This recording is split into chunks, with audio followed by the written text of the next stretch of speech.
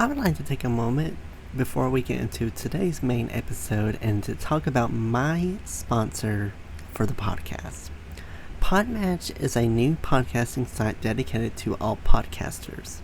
The platform helps hosts get connected with potential guests to appear on their show, as well as allow guests to find podcasts that will give them a chance to share their story. Podmatch offers many tools to help organize your page, from to-do lists to episode planning to potentially appearing on a leaderboard. Podmatch has it all. The best part, you have the potential to get paid. And who doesn't like to get paid from home?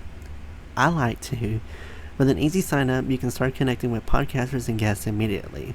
I have been a part of Podmatch since the beginning of May, and I have got to say that it was the best decision I've ever made because Podmatch helps your podcast grow. It helps you get connected with people that have very interesting, very compelling background stories that are just waiting for their story to be shared. So if you are a host or guest and would like to start building professional relationships, explore more opportunities, and have your story shared, I highly suggest that you sign up with Podmatch today by going to joinpodmatch.com/lethal venom to start expanding your network in seconds. I would like to give another huge thank you to Podmatch for sponsoring this episode. Now on to our main episode, and again, you can sign up at joinpodmatch.com/lethal venom to begin your podcasting journey today. Hello, everyone. Welcome back to the Lethal Venom Podcast, the show where I talk about anything I want with the honest to God truth, no lies told. Today, I'm joined by Mr. Peter Gunn. Peter is a U.S. Air Force vet. He's as well as an avid bodybuilder and a poet who is striving to bring back epic poetry from the past back into reality. So, he is here to share his story about his time as being a U.S. Air vet, as well as his journey as becoming a poet. So, Peter, thank you so much for coming on the show today. I can't wait to hear your story. Thank you for having me, Noah. It's a pleasure to be here. So, I kind of shared a little bit about you, but if you could kind of dive into a little bit more about yourself and kind of share with my audience what you do. I was born and raised in Wisconsin. I'm from the Midwest, and I consider myself to have a very blessed childhood. A lot of people say, I had problems in childhood, but I had a very blessed childhood. I had really not much to complain about. I've always been, shall we say, ever since my NDE at the age of 7, I've always been connected more than more people. That's why I do what I do. And why I say what I say, because I feel need to make a difference in this world in order to bring it into out of the dark into the light. I was, let's see here, I joined the U.S. Air Force at about the age of 24. So I worked a couple of years out in the civilian world before I decided to come in. And instead of jumping in, full throttle into active duty, I served a little time in the U.S. Air Force Guard, Air National Guard, and tried to do to see how it was, to see if I liked it. And then once I hit boot camp, I fell in love with it. It seemed to fit for me very well. Boot camp was a breeze; it was more like a vacation. As odd as that might sound. But and especially when the people at my guard unit, they looked at me odd, like, because I came back, like I said, I wanted to go active duty. And after that, I changed to active duty. Did 14 years active duty, and then served the rest out in the Air Force Reserve. So I was very very lucky. I was so happy with being able to do what I did. Yeah. When you were in the Air Force, what was the hardest part about being in the Air Force? It depends on the type of person you are. Okay, if you're able to put duty before yourself, okay, and it comes naturally, then that's fine. I think it's hard for a lot of people, especially when there's family involved. If they have to go when their family needs them, that's where things get difficult. Especially being a veteran and seeing that time after time after time, people having to do that. But you have to learn to put your own selfishness aside and do what you need to be done for the greater good. So after you left the military, you actually became an avid bodybuilder, and you also became a lead guitarist in a band called the Angelics. Kind of tell me a little bit about how you shifted from being in the military to kind of being more of a everyday citizen, kind of have a lot more of an everyday life? Well, I fell in love with bodybuilding back when I was 16, when I first started walking into the gym. It fulfilled me creatively. If you want to think of the body as a piece of clay and you mold and shape it, slowly over time, months and years, it fulfilled me creatively. So I see from your profile that at 12 years old you kind of had um which you had an interesting childhood. At 12 years old you had actually dealt with childhood obesity and um was kind of working out kind of a reason for kind of a cause of trying to get more healthy from your 12-year-old self. Yes, yes. I had to do a lot of research for myself when I was a lot younger because what was working wasn't working for me, what we were doing. And I mean, my parents were well intended. They fed me to a healthy diet, at least they thought they were. Um, After doing a lot of research, I found out that the food pyramid should be backwards. It's the way it's brought out to everybody is wrong. And I had to figure that out on my own and then start eating right and accordingly and lose all the weight. And then, of course, then I went into bodybuilding and fell in love with it. At 7 years old, it said that you succumbed to a heat stroke and experienced a kind of a brief moment where an angel came and told you that you had to go back because your job wasn't done. What was that Mhm. experience like for you at such a young age?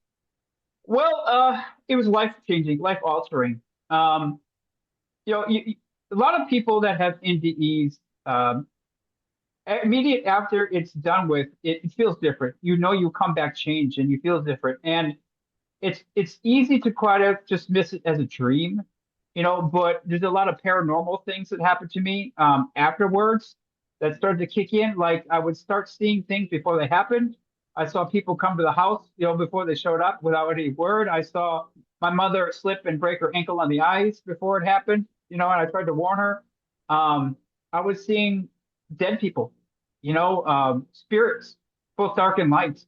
It was extremely scary for me because I didn't feel I could tell anyone. My mother was actually scared when I started, telling her things that were happening before they actually happened.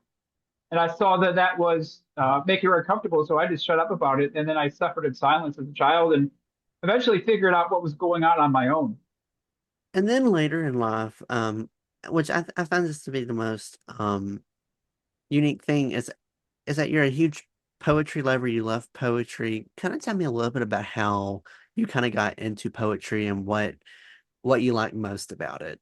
Well, I mean, I fell in love with poets like Robert Frost, Emily Dickinson, stuff like that, and but also poets that aren't necessarily considered poets. So if you look at the lyrics of a Whitesnake song, okay, it's actually poetry there. And I fell in love with the poetry in songs as well. And I felt that that would be an art worth pursuing. What kind of poetry is your favorite? Do you like kind of detailed ones? Do you like more personal style poetry or poetry that kind of has double meanings? What's some kinds of poetry you like? Oh, I always love to try to fit in the double entendre as it means one thing, but it actually means another thing. Hmm. But putting my poetry, listen to the album, putting my poetry into song. The entire album is a poem. And people, it doesn't usually catch on until like the third or fourth song, and then people realize, like, wait a minute, this is poetry, and they're like, oh wow, and they had no idea that you could do it that way, but it makes it so much better. Yeah. So tell me about your unique writing style, what you call the linked lyrical poetry, and share with my audience a little bit about what exactly that is and kind of how what your writing process is like. Well, back in 2010, when I had my daughter, of course, any parent wants to enroll their children into things that they love, and my love of poetry, I started grabbing the old classics like the Odyssey, Beowulf, Dante's Inferno, and then I started looking around like, wait a minute, where are the females? Why would a young girl want to read this unless it was like forcibly assigned to her in school and she had to read it that way. But what's in it for her? I started looking for lead characters that were females, but there really aren't any. There's a little mention of like Helen of Troy, the sirens in the Odyssey. The female was considered more like a demon in Beowulf. So I mean, almost by the fact that it doesn't exist, it's almost like saying to our mothers or daughters or sisters, like, you're not worthy of the hero's journey. So that's when I decided to start doing something about it. And it came up with the concept of the Amazons. But then I also realized, like, okay, why are these books falling out of favor? Why does the younger generation, not want to but they put their nose up at it. They don't want to read it. Take Shakespeare, for example. How many times do you have to have Shakespeare explained to you? Because you hear it, but you're like, I don't understand what he's talking about. It's because the language has changed from back then, and we need to change the language to bring it back to modern day, so Gen Z and Gen Alpha can understand it. And that's why I came up with LLP, linked lyrical poetry, is because it's not exactly the same as rap, but it's closely mimics rap enough to where they'll understand it. Now, how many of that younger generation can memorize a rap song front to back, backwards, forwards, like it's nothing. So that's why it's they can understand it. It will come easy for them to understand. And it's something new that's brought into the modern times. In total, how many different kinds of poetry have you wrote, and do you still write poetry today? Oh yeah, I still write poetry all the time, at least one a week. I've always have one in my head, that's maybe partially finished, and it's a part of my life. Not only do I, write the songs in poetry, I write normal poetry. I would like people are used to pentameters that you like AAB repeating, AAB repeating. LLP is not like that. It's a constant flow throughout the song, throughout the novel. But um, I've written just about every type of poem there is out there, really. Well, I find that really interesting because I actually am I actually write poetry as well. I've wrote poetry since last year, I want to say. I think in that time I've wrote over 100 so far. Um, Poetry for me is one of those things where I think it's a gift that you have. It's one of those, and I tend to write more um sad poems because I can crank them out real quick. If I'm trying to like write a happy one, I feel like I can't half the time because I don't know, it's different. Um I've actually been starting I kind of go through phases. I'll write some and then take a month or two off and then I'll write probably 20 in a day. It's it's it's weird and it kind of it's a little surprising to me how many I can do. I mean, I think in like a 20-minute time period, I had like three or four written. It's like how how fast I can kind of write them down. Now, granted, they're not all great. They're probably to most people probably like, what does this mean? But it's one of those things where I kind of have been a little surprised at how creative I get. Um and So in 2020, when COVID hit, um, you said that COVID woke you up to how so many people are asleep in this world. What exactly during the pandemic did you learn about society that kind of made you realize, oh, so everyone was kind of asleep at the world? Kind of share that moment of what COVID was like for you. Well, I try to think the best of people, and it's sometimes what's obvious to you, it's hard to realize it isn't obvious to everybody else. And that became apparent during COVID when everyone was so quick to don a mask. And I look around and like, really? You guys don't see it for what it is? You don't seem to understand what's going on here. And that's what I really realized. Like, okay, everyone's asleep. Everyone's just almost like acting like an NPC, like a lemming, just one after another falling off the cliff. So that's why I decided to do something about it as well. And I started the Sigma Squad series, which is based on ancient Gnostic texts that talk about the different levels of humanity, basically. and they talk about hylics, which can be well, shall we say, not inhabited by a soul, but by archons or demons, and they're here to, shall we say, try to persuade you to go to the other side constantly. So that person that cut you off of traffic today, was there for a purpose, just to do that, to piss you off, and then to make you realize that you're not as elevated as you should be. Hopefully, and I'm always talking about consciousness as well. Is like people need to understand where they're at the map of consciousness, because it's a test. It's more like a test to understand where you are, where your mindset is. It's important for you to learn to elevate yourself on the map of consciousness so you can make better decisions in life. Don't get pissed off when that person uh, cuts you off of traffic. It's crucial for you to make better decisions. Start being aware of other people around you and how the decisions you make every day are affecting people around you. It's not just about you; it's about everybody else. Yeah, I think that's really important for you to um have that idea in there.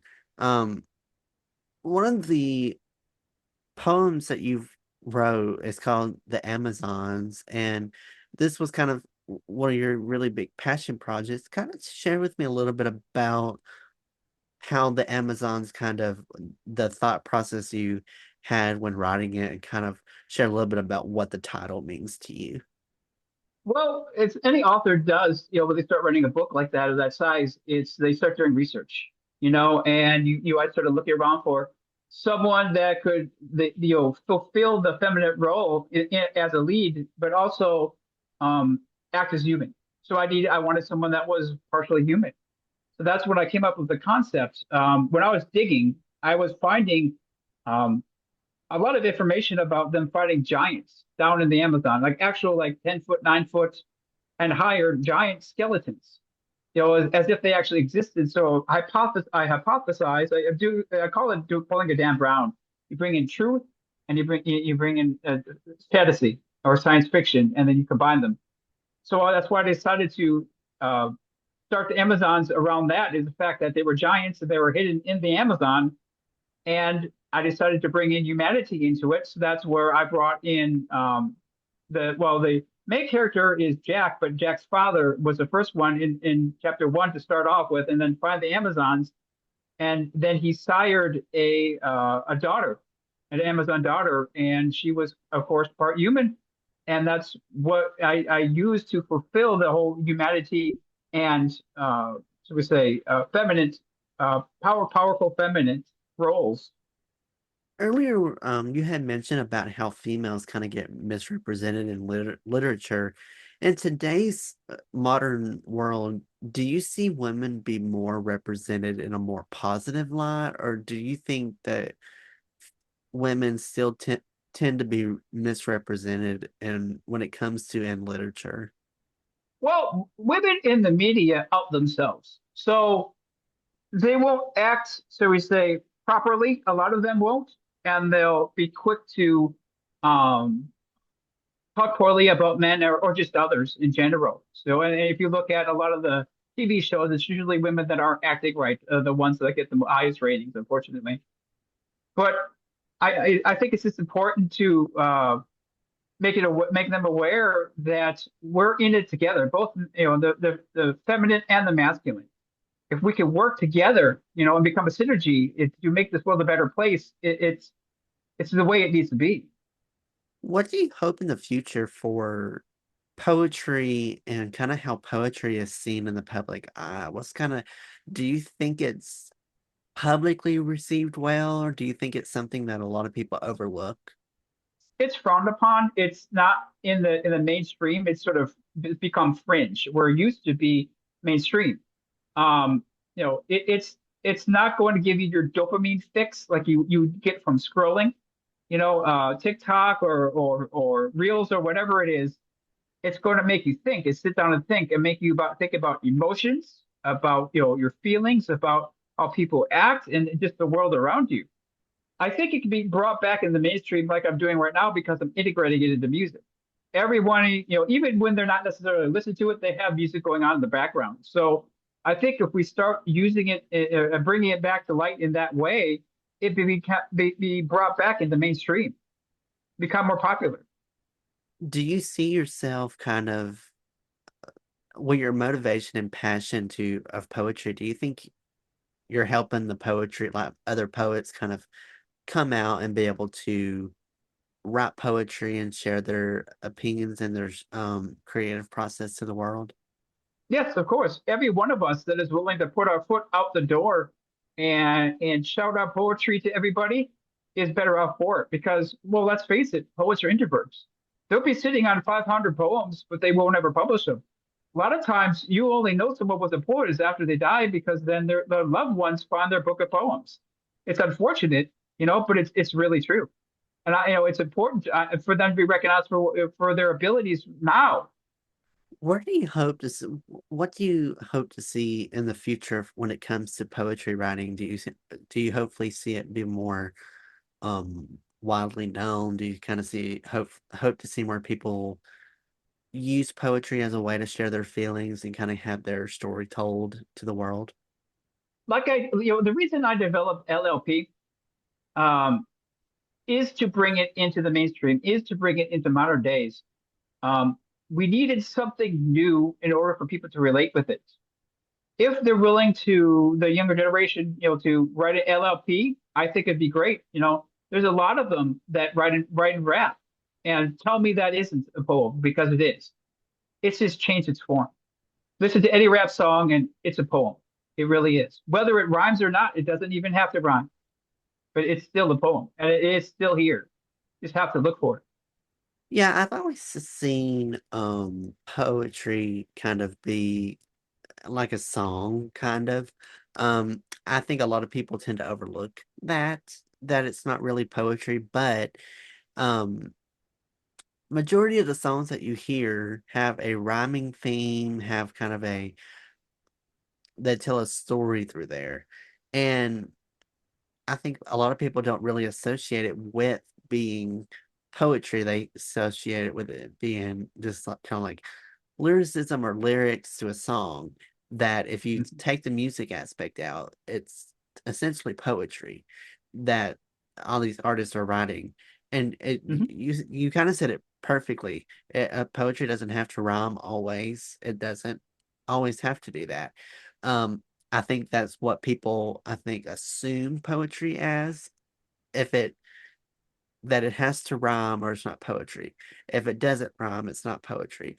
And poetry does come in multiple forms of like uh, rhyming that don't rhyme. Every word rhymes with one another, which you kind of see that in rap at the end, how people usually use the same syllable for multiple words at one time. So it I think a lot of people don't really know what what a lot of a lot of these songs are based off of poetry.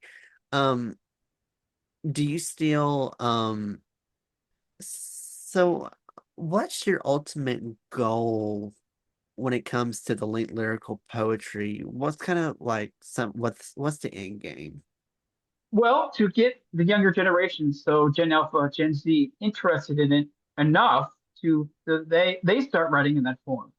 Now, to write in that form is unlike any other form of poetry because it's so time consuming. You have to really focus in order to do it. So it's not uncommon to sit there for an hour and only get a paragraph if you're lucky. Sometimes it flows so that they can get a little bit more, but you have to understand you're keeping the context and your vocabulary is going to have to increase too. You're going to have a dictionary and a thesaurus right next to you the entire time. Ooh, what's been your favorite poem you've ever wrote? Um, well, if you want me to, I could read it for you. Yes, absolutely. Feel free. Okay, it's called The Sentinel. I was bored with ancient dust beneath my nails, the kind that holds its shape when storms arrive. Before I learned my alphabet of whales, I knew what it meant simply to survive. The world tried naming me in smaller terms, tried fitting galaxies inside a frame, but I was raised by light that never burns and defeated shadows that remember me by name.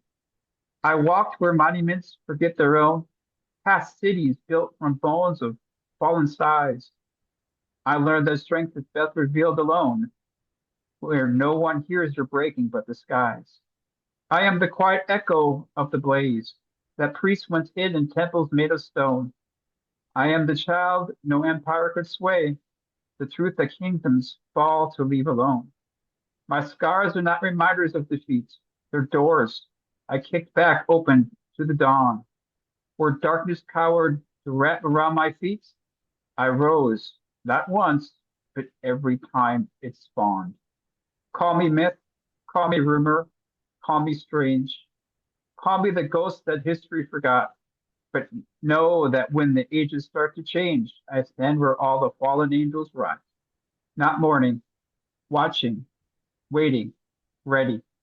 For I have seen how innocence is priced, how power hides in its trembling crown. For I have also seen a man become Christ by refusing once to bow down. So carve my name not deep but wide across the river banks of time.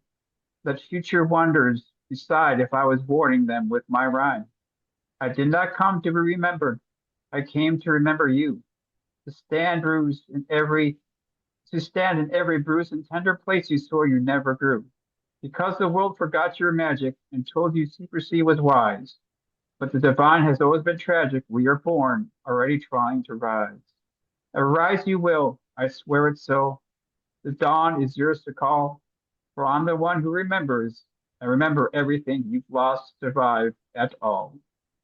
I I think that was really beautifully written. One of the things I really like about poetry, and I try to infiltrate this in there, is good vocabulary. I think if you use kind of big descriptive words, to me, that kind of makes poetry be more raw in a way. It's I can't really explain it because it's difficult to really kind of explain, but I kind of like to use big words that seem really professional and very much you seem like a very professional writer. Um, it I don't have a lot of people that come on here and talk about poetry, and it's hard to find people that do write poetry because it is kind of overlooked and underappreciated. Um, Hmm. for your in the future, what would you like for people to know about poetry, or what's kind of the main takeaway you hope people um get from this interview that they may not have known before? It's a way of bringing music into your life, bringing song into your life that you've written. Okay. Yeah, it's you. It's in the form of a song. It really is. Whether it rhymes or not, it's still a song. It's still you. It's a part of you. So write it. Sit down and write it. Really. Well, I think it's amazing what your mission is. I think it's really important for people to know kind of the importance of how um poetry is, and that it is a way to kind of um share your soft side. It kind of makes you be more open about who you are as a person. I've the poetry I've wrote, it's been therapeutic in a way. It's been a way for me to kind of share my personal thoughts and my personal opinions out there. Um, I've kind of shared them with people. Um, I kind of get like essentially sending poetry to people that don't really care for it. So people could probably lie and say, "Oh, it's good," or they say it's good, just kind of give you an answer. But to date, I think I recently did 102 poems, and that's all been within like a year. I've got to Oh, you look and should make you sure. should submit it to the Poetry Society of America. I mean, I believe December 15th is the cutoff for the 2025 awards. So you really should think about doing that. Yeah. I've always thought I've shared them on TikTok, or I've shared some on TikTok, and they kind of did well on there. I'll have to I'll have to submit those in there to see what the process is like. But then it's like, oh, I don't know which one to submit. I've wrote so many. Well, they have the chapbooks, so you can submit a whole chapbook full of poetry. So just about everything you have, and they'll judge it. Yeah, And that was the Poetry Society of America. Poetry Society in America. I'll have to put that in there. I literally gonna look that up. All right, I've got a link for that up. Um, well, Peter, I appreciate you so much for coming on today and, sharing your story and sharing your love for poetry because um as I've said and have we've talked today, I think it is really important for you to be able to be really open about poetry and I think it is a huge inspiration. If people would like to maybe read some of your poetry, if they would like to check some of your things out that you have, where all can they find your information and your kind of your poetry, and where can people follow you if they would like to also follow you online and keep tabs on what you're doing? You could go to www.petergunn.net, and you could also go to your favorite music app and type in Hazing Hades, the name of the album. And the name of the band is the Angelics, and every song is a poem. I will put all of his links in the description box below. I will put his website down there. I'll also put his poetry stuff down there. I'll put links to his album down there. So if you would like to listen to his album, I'll put links to that as well. Feel free. And then any additional links he has, I'll put all of those down there in the description box for you for easy access for you guys to find. Um, if you would like to follow the podcast on the socials, I'm available on the socials as well. Instagram and TikTok at Lethal Venom Podcasts, as well as Facebook, Twitter, and YouTube at Noah's Podcast. And as always, feel free to listen and to Lethal Venom wherever you get your podcasts from. I'm available on all the major platforms: Spotify, Apple, Amazon, iHeartRadio, YouTube, Pandora. I'm everywhere, so feel free to subscribe so that you get notified of when new episodes come out. Also, feel free to leave reviews and ratings for me as well. It helps boost the podcast up there. If you don't, that's completely fine. Listening is I appreciate you for listening as much as above anything else. So, thank you all so much for tuning in today's episode. Hope y'all enjoyed it. Y'all all have a great rest of your day. Be safe, and I'll see you all in the next episode of Lethal Venom.